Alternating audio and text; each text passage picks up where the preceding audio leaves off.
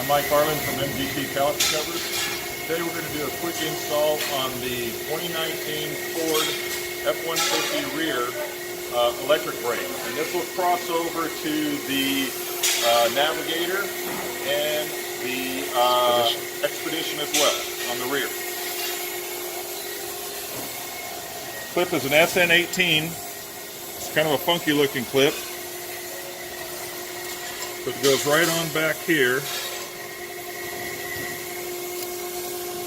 and then snaps into place.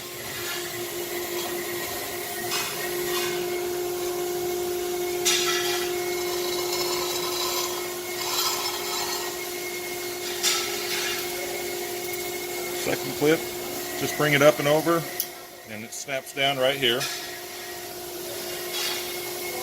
And then this hole, the hole that's furthest back, will be for the electric brake.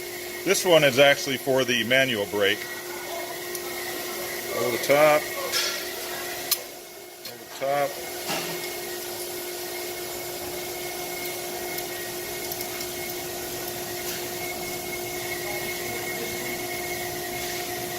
Lock it down. Now you got a good solid rear caliper cover.